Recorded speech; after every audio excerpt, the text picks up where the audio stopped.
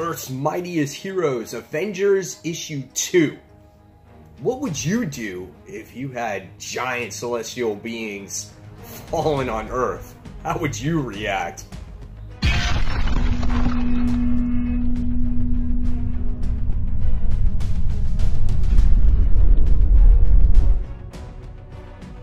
Hey comic book fans, welcome back to Comic Book Corner 2.0, and fans, you're back with me, Mike Spider Slayer, getting ready to do that all-important comic book review so you, the fans, can make a decision on what comic books to buy. And today, guys, we're talking about the Avengers Issue 2, otherwise known as issue, what are we on, 692, that's right, fans.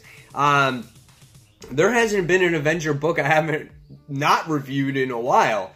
Because they've been actually pretty good, and I've enjoyed the Avengers, and it's good to enjoy them, because you should. This is a major flagship book for Marvel Comics, so you should enjoy it, right? Book is written by Jason Aaron, and artwork done by Ed McGuinness.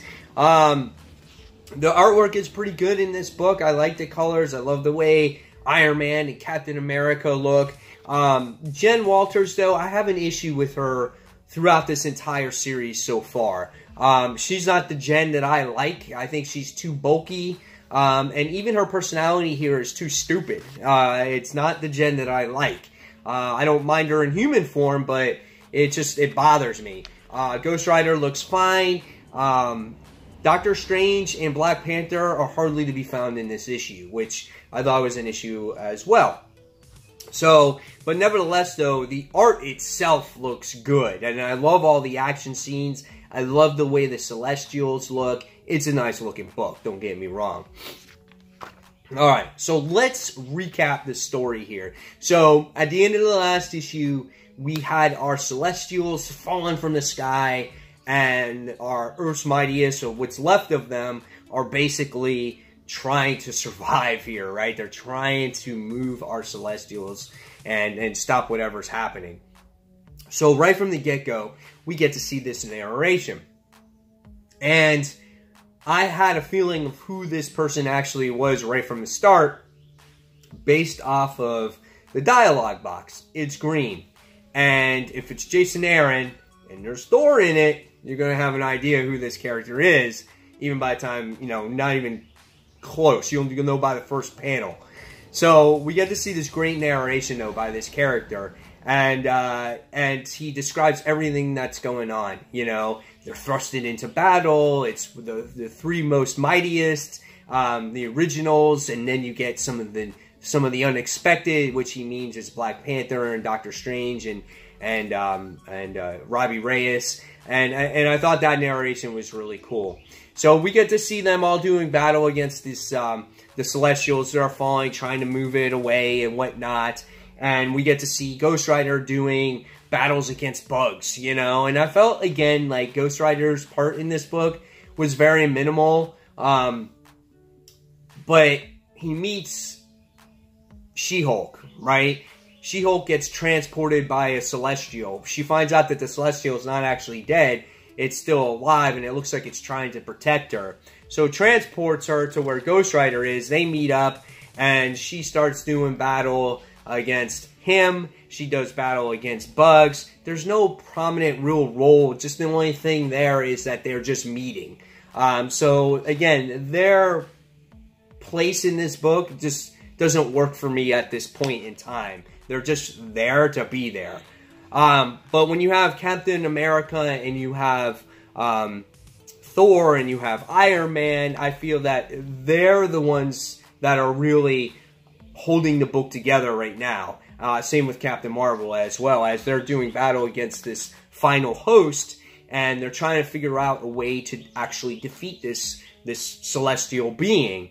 And what they do is they take these grenades, and they feel like they can transport it somewhere else, and they try this elaborate plan. One of the Celestials that you thought was dead is working with our team members here, and so they get a helping hand, but it doesn't really work. The final host basically trashes this celestial being, and by the time you wind up getting to the end of this thing, you wind up finding out that Loki is the one that's behind everything. He's the one that's basically wants to get revenge on the Avengers. He says, oh, what do the Avengers have to avenge for? They have nothing to do in that meaning. He's like, but I do, and the Celestials do. So he's working with the Celestials to get revenge against the Avengers, to undo what happened over 1,000,000 years ago. And basically, that's the issue here. So, what did I think about this book? I thought it was good. I liked Loki. I loved his narration. I loved the battle with Steve Rogers, Captain Marvel, Thor, and Iron Man. I love their dialogue with each other. I think that aspect of the book is really well done. When it comes to the other characters, that's when the book actually lacks. She-Hulk, I feel right now, is forced. Even Ghost Rider, he feels forced. Frick, Doctor Strange and Black Panther are nowhere to be found in this issue. And I have a problem with that. Like, when are you going to really put these characters in the forefront? You know what I'm saying? Is this going to be a struggle for Jason Aaron to put all these characters together in this team book? You know, because right now, She-Hulk and Robbie, it just doesn't work with me. Hey, we're going to fight some bugs, and we're going to get transported, and we're going to fight each other. It seems kind of pointless. And why introduce Doctor Strange and Black Panther in the last issue if you're not going to see him in this issue? You know, you don't see any of that. So that's its weakness right there for me. I'm not saying that this story is bad. I think it's a good story. It's a good concept. But if you're going to have all the characters in the book, you know, as your Avengers, show them all in the book. Have them work together. Have a better way of them coming together as a team. I always have issues with that when team books are introduced on how they put together the team, right? So, we'll see what happens with it. I do like the book.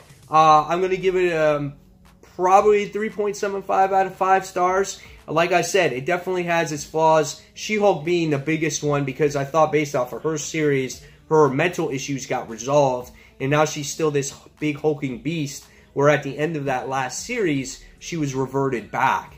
So, I don't know. We'll see what happens with it. So 3.75 out of 5 stars from me. I need to read more. So guys, in the comments below, tell me what you thought of this issue. Do you agree with my points? Do you disagree, agree, whatever it is? And guys, as always, give this video a thumbs up if you like it. Subscribe to the channel. Hit that notification button, guys, because this channel does not work without you. And I'll see you on the next comic book review. Thanks for watching, fans. Bye.